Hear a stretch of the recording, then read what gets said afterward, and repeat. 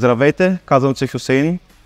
От България съм, обаче от години насам живея в Истанбул, работя. Имах проблеми с косата, започна преди 10 години, обаче в рамките на 5 години почти нищо не остана. Напълно горната част на главата беше гола. Много неща съм пробвал да възникнат коса, обаче не се получи. И после реших да се присаждам, търсих в марки големи с хубави резултати, обаче после попаднах в Hair of Istanbul и това ми беше най-доброто решение в живота ми, взето от мен, твърдено, нали, с като визия.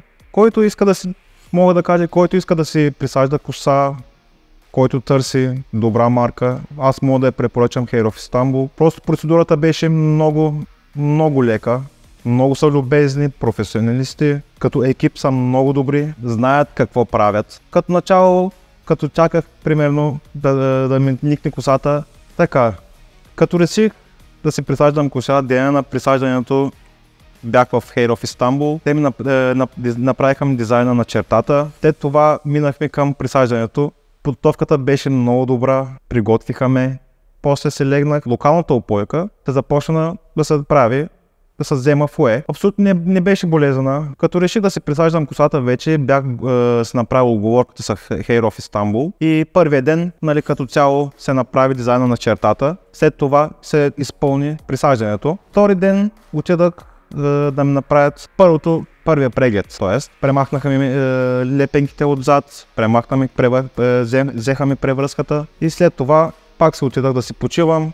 Третия ден вече беше първото измиване. Първото измиване беше много професионално, просто знаят какво правят. Информацията, която беше дадена от екипа, беше много добре детайлна, много добре бяха обяснили за какво става въпрос. Просто като обяснят, не ви оставят никакви въпроси в главата.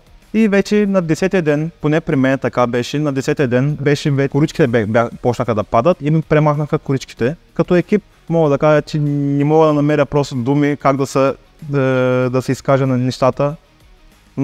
Те са номер едно за мен, за цялата оценка мога да кажа, са номер едно. Освен това, много трябва да се внимава, когато решавате за такава процедура, понеже за мъжете е много, според мен, важна операция, процедура. За мен много беше важно долната част, която се вземат грефтите, да не ми беше останало, нали, като белези. И така и стана.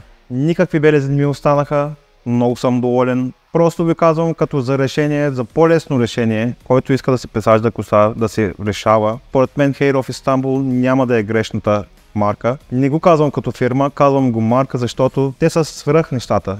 Мога да ви кажа, те са номер едно. Ако решавате, мога да се доверявате без проблеми.